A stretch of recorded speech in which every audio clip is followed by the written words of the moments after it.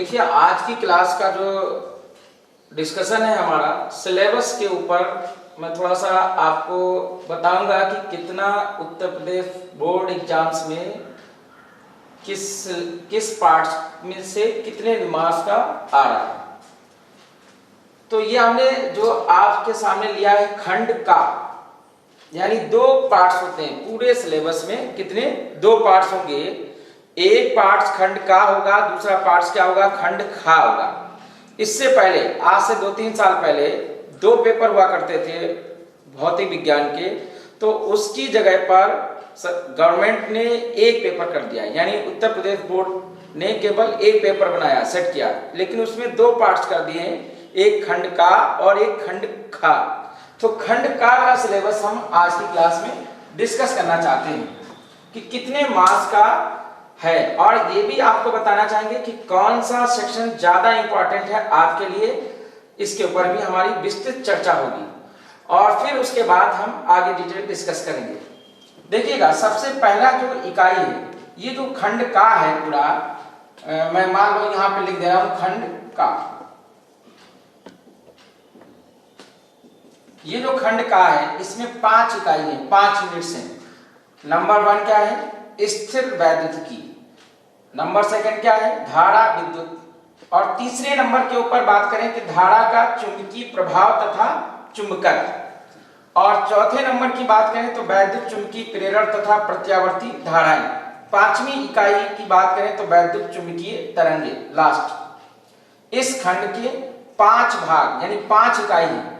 अब देखिएगा, जो स्थिर वैद्युतिकी है इसके अंदर भी कई चैप्टर्स आएंगे और वो आपको मार्क्स गेन कराएगा। कितने नंबर? 8 नंबर का कराएगा। और इसी प्रकार जब आप सेकेंड यूनिट पढ़ेंगे और इसका डीप अध्ययन करेंगे तब आपको कितने नंबर मिलेंगे? 7 मार्क्स का डिसाइडेड है बोर्ड के द्वारा। धारा का चुंबकीय प्रभाव तथा चुंबकत्व कितने मार्क्स का डिसाइडेड है? 8 मार्क्स का डिसाइडेड है। वैद्युत चुंबकीय प्रेरण तथा प्रत्यावर्ती धाराएं 8 नंबर का डिसाइडेड है। वैद्युत चुंबकीय तरंगे कितने मार्क्स का डिसाइडेड है? 4 नंबर का डिसाइडेड है। तो माय डियर स्टूडेंट, आपको लग रहा होगा मार्क्स डिस्ट्रीब्यूशन से बहुत ज्यादा डिफरेंस नहीं इन चारों यूनिट में, लेकिन मैं आपको बता दूं ये पहली यूनिट है, इसलिए सबसे ज्यादा इंपॉर्टेंट इस पर आप अपना फोकस रखिएगा, क्योंकि ये अगर यूनिट आएगी तब आपको ये यूनिट आ जाएगी और फिर आगे की यूनिट्स आपको आएंगी। तो इसलिए मेरा आपसे कंसल्टेशन है, आपको ध्यान दिलाना कि स्थिर वैद्युतिकी वाली जो इकाई है आपको गहनता पूर्वक इसकी अध्ययन करना है, ताकि आप 8 नंबर क्या करें? सिक्योर करें। आगे की कक्षाओं में मैं लगातार आपको बताता रहूंगा कि कितना सिलेबस रिडक्शन किया गया है। 30% जो सिलेबस रिड्यूस किया गया है, तो जब हम आपको यूनिट स्टार्ट करेंगे तो उसमें हम बता देंगे कि पिछली साल के कंपैरेटिवली आपको क्या पढ़ना है और क्या नहीं पढ़ना है। इसके अलावा आप हमारे अध्ययन जो ग्रुप ए बनाया गया है उस पर आप देखेंगे अलग अलग सब्जेक्ट्स की, जैसे फिजिक्स की, केमिस्ट्री की, मैथ की और इंग्लिश की। इंग्लिश जो सब्जेक्ट्स है उसमें 30% जो इस साल सिलेबस रिड्यूस किया है वो पूरा इकाई बार मतलब विस्तृत उसमें दिया जाएगा, जो बोर्ड की तरफ से जारी किया गया। कहां से कटौती कर दी गई।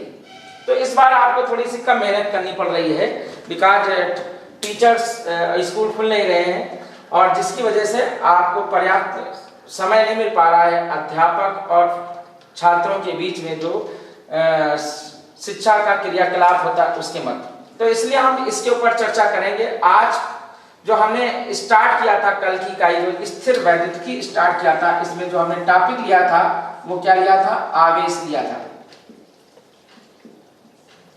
तो हम इसी कड़ी में आगे की ओर बढ़ते हैं, आवेश में। और आज का जो हम टॉपिक लेना चाहेंगे वो आवेश के गुणधर्म लेना चाहेंगे। तो ये आज की क्लास में हम लोग पढ़ेंगे आवेश के गुणधर्म,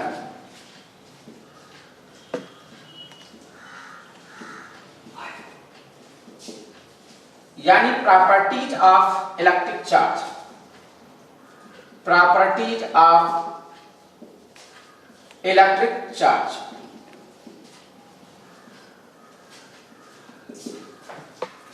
देखिए इससे पहले भी आप लोगों ने प्रॉपर्टीज ऑफ इलेक्ट्रिक चार्ज का अध्ययन किया होगा, आवेश की गुणधर्मों का अध्ययन किया होगा, लेकिन इसमें 3 प्रॉपर्टीज हैं जिन पर मैं विशेष बल दूंगा, जिनको आपको बहुत ध्यान पूर्वक सुनना है और एक एक उसके बेसिक कॉन्सेप्ट को समझना है, जिस पर आधारित न्यूमेरिकल्स भी हमको करने हैं। और जब आपका कॉन्सेप्ट क्लियर होगा, बेसिक कॉन्सेप्ट, तो न्यूमेरिकल आंकिक प्रश्न भी हल हो जाएंगे।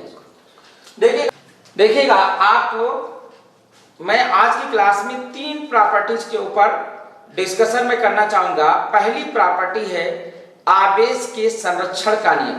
पहली जो प्रॉपर्टी है वो क्या है? आवेश के संरक्षण का नियम। तो ये देखिएगा, मैं लिख दे रहा हूं, आवेश के संरक्षण का नियम।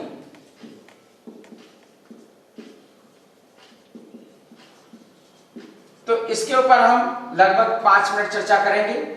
और दूसरा है आवेश के क्वांटीकरण का नियम। आवेश का क्वांटीकरण।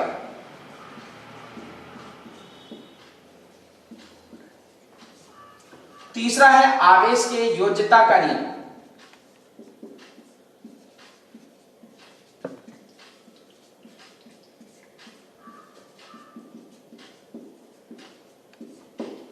और मुझे उम्मीद है उत्तर प्रदेश बोर्ड इनमें से एक क्वेश्चन जरूर आपसे पूछेगा इसी साल। इसलिए सबसे ज्यादा इंपॉर्टेंट क्या है? सेकंड वाली प्रॉपर्टी, आवेश का क्वांटीकरण। और उसके बाद मैं आपसे डिस्कस करूंगा आवेश के संरक्षण का नियम। मतलब ये भी इंपॉर्टेंट है, लेकिन ये कम इंपॉर्टेंट, ये बहुत कम पूछा गया। सबसे ज्यादा आप लास्ट 10 साल का पेपर आप देखेंगे उठा करके, तो इस पर आधारित सवाल पूछा गया है बहुत बार।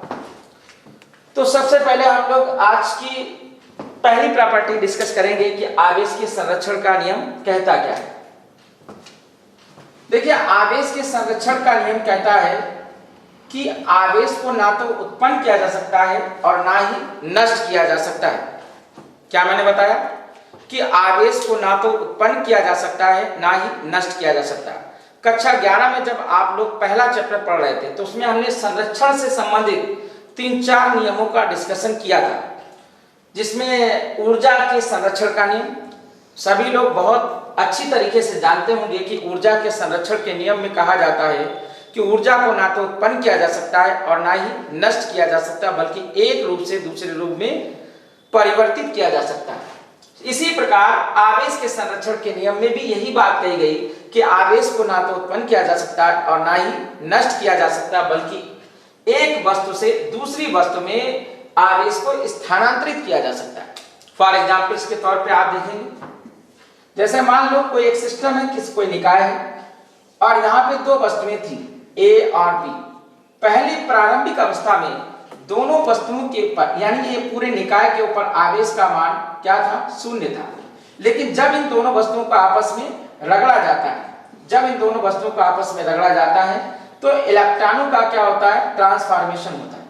यानी यहां से इलेक्ट्रॉन निकल करके बी पे आ गए और बी ने इस क्या कर लिया? ए से इलेक्ट्रॉनों को ले लिया। तो इसका मतलब ये हुआ कि अगर मान लेते हैं थोड़ी देर के लिए इसने 2 इलेक्ट्रॉन्स दे दिए ए ने, तो इसका मतलब क्या हुआ? ए के ऊपर +2 पॉजिटिव चार्ज आ जाएगा, और बी ने 2 इलेक्ट्रॉन रिसीव कर लिए, तो इसका मतलब बी के ऊपर 2 नेगेटिव चार्ज आएगा। कुल मिला के अगर हम कुल आवेश की बात करें, तो यहां पर ए पर क्या हो गया? +2e चार्ज, और बी पर क्या हो गया? -2e charge. और इस तरीके से अभी भी कुल आवेश का मान क्या हो जाएगा? नेट आवेश का मान क्या हो जाएगा? 0 हो जाएगा।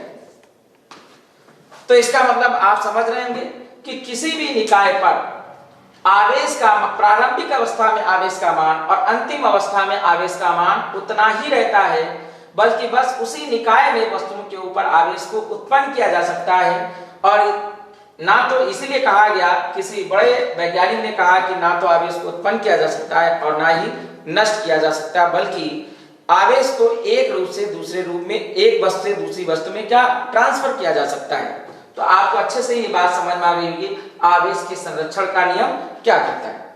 यहाँ पे संरक्षण आपको शब्द बहुत अच्छे से समझना है। इसका मतलब कंजर्वेशन होता है, अंग्रेजी में आप इसको देखेंगे कंजर्वेशन। तो आप ये समझिएगा, कंजर्वेशन का मतलब कि कोई भी चीज जो हमेशा परमानेंट क्या रहे? कंजर्व रहे, तो उसको यानी जो निश्चित रहे, फिक्स रहे, उसके मान में कोई परिवर्तन ना हो, तो इसी को हम कहते हैं क्या, कंजर्वेशन कहेंगे या संरक्षण कहेंगे।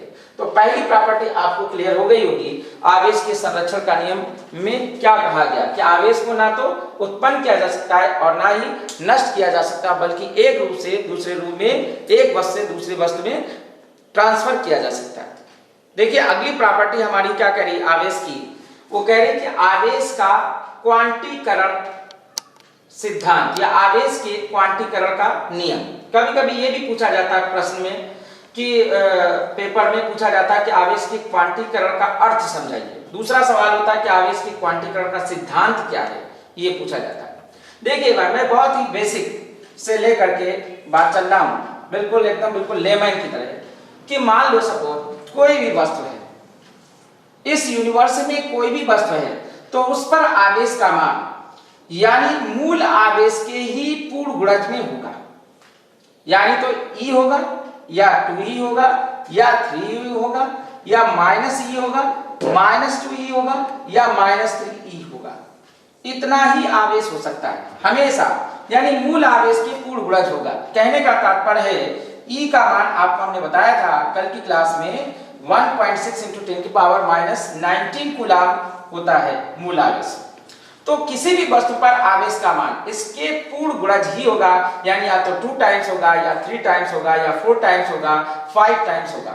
और आपको बता दूं कि किसी भी वस्तु पर आवेश का मान इससे कम नहीं हो सकता है। This is the fundamental law. किसी भी वस्तु पर आवेश का मान मूल आवेश से कम नहीं हो सकता, ये बात अपने दिमाग में गांठ बांध लीजिएगा। मूल आवेश से कोई ये कह रहा है कि भैया नहीं, मैंने किसी बॉडी के ऊपर इतना आवेश देखा 1.6 × 10⁻⁻13 कूलम, तो भैया बिल्कुल वो सरासर व्यक्ति क्या है, गलत बोल रहा है, बिकॉज इस वैल्यू से ये क्या हो गया, बहुत कम हो गया। और मैंने अभी स्टेटमेंट बोला है कि किसी वस्तु पर मूल आवेश का मान इससे कम नहीं हो सकता है। तो ये बात हमें लगता है स्पष्ट हो गया होगा। आवेश के क्वांटीकरण का सिद्धांत क्या कहता है कि किसी भी वस्तु पर आवेश का मान मूल आवेश के क्या होगा, पूर्ण गुणज होगा। ये शायद बात आपको क्लियर होगी। मान लो किसी वस्तु पर, किसी वस्तु में ट्रांसफरेबल इलेक्ट्रॉनों की संख्या यानी स्थानांतरित इलेक्ट्रॉनों की संख्या n है और मूल आवेश की संख्या क्या E है, तो आवेश का मान क्या होगा, ±ne होगा किसी भी वस्तु पर। और इसी को कहते हैं आवेश के क्वांटीकरण का सिद्धांत कहते हैं। और इसका फार्मूला मैथमेटिक्स में जब हम लिखते हैं Q ±ne होगा, जहां n क्या है, कुल इलेक्ट्रॉनों की संख्या है। क्या है, कुल इलेक्ट्रॉनों की संख्या है। कुल इलेक्ट्रॉनों की शायद उधर दिख नहीं रहा होगा, तो इधर मैं लिख दे रहा हूं n बराबर क्या है, कुल इलेक्ट्रॉनों की संख्या है। और आपको पता होगा E क्या है, मूल आवेश। और मूल आवेश का मान मैंने बताया है 1.6 × 10⁻⁻19 कूलम। और प्लस और माइनस का अर्थ है आवेश की प्रकृति। मैंने बता दिया था आवेश की प्रकृति दो ही प्रकार की होती है, एक प्लस और दूसरा क्या, माइनस, धनात्मक और ऋणात्मक। तो सेकंड प्रॉपर्टी भी आपको क्लियर हो गई होगी। या मैं फोन कर दूं। देखिएगा तीसरी प्रॉपर्टी जो मैंने अभी बताई आपको, आवेश की योज्यता का नियम। आवेश की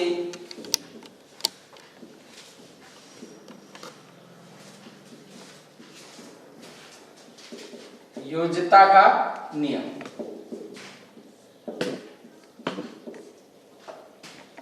इसको इंग्लिश में कहते हैं additive property of charge.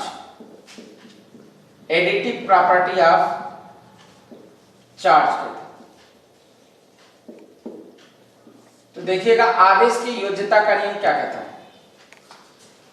Additive property of charge ये कहता है कि किसी भी निकाय में ढेर सारे अगर कण मौजूद हैं और उन पर आवेश की मात्रा क्या है, +Q1 +Q2 and -Q3 and -Q4, इस तरीके से डैश Qn मान। तो इस पूरे निकाय पर आवेश का मान क्या होगा, सभी कणों पर उपस्थित आवेशों के मान के योगफल के बराबर होगा, यानी Q नेट, या हम इसको कैपिटल Q से लिखते हैं। सो Q1 plus Q2 minus Q3 minus Q4 plus data dash Qn, ये होगा। इसी को कहा जा रहा है आवेश के योज्यता का नियम कहा जा रहा है। तो शायद हमें लगता है सारे बच्चों को ये बात क्लियर हो गई होगी कि आवेश के योज्यता का नियम क्या है, कि अगर किसी निकाय पर ढेर सारे कण मौजूद हैं और उन कणों पर उपस्थित आवेश का मान Q1 Q2 minus Q3 minus Q4 plus data dash Qn हो, तो संपूर्ण निकाय पर उपस्थित आवेश का मान उन सभी कणों पर उपस्थित आवेशों के मान के योगफल के क्या होगा, बराबर होगा। इसी को कहा जा रहा है आवेश के योज्यता का नियम कहा जा रहा है। तो शायद हमें लगता है बात क्लियर हो गई कि आवेश के योज्यता का नियम क्या है। एक चीज और मैं बता दूं, विलगत निकाय की थोड़ी सी चर्चा छूट गई थी, मैं उसकी बात कर लेता हूं। यानी ऐसा निकाय जिससे दूसरा निकाय अटैच ना हो और ना तो उस दूसरे निकाय से द्रव्यमान का स्थानांतरण हो और ना ही ऊर्जा का स्थानांतरण हो, ऐसे निकाय को हम क्या कहेंगे, विलगत निकाय कहते हैं। और किसी भी विलगत निकाय पर उपस्थित आवेश का मान सदैव संरक्षित रहता है, याद रखना ये बात। तो बाकी डिस्कशन हम लोग कल की क्लास में करेंगे। तो आज ये 3 प्रॉपर्टीज, लेकिन कल की क्लास में भी हम इन्हीं के ऊपर इनका यूज आपको सिखाएंगे, इनके ऊपर बेस्ड न्यूमेरिकल आंकिक प्रश्नों को हल करने की कोशिश करेंगे। तो आज के लिए बस इतना ही। हमको इसका अगर जितना भी मटेरियल है इसको हिंदी माध्यम में आपको पीडीएफ चाहिए होगा तो अध्ययन गुरु ऐप से आप इसका पीडीएफ डाउनलोड कर सकते हैं, चाहे वो सिलेबस हो चाहे वो नोट्स हो, A to Z जो भी सब्जेक्ट का आपको चाहिए होगा आपको वहां पर अध्ययन गुरु ऐप पर डाउनलोड कर सकते हैं।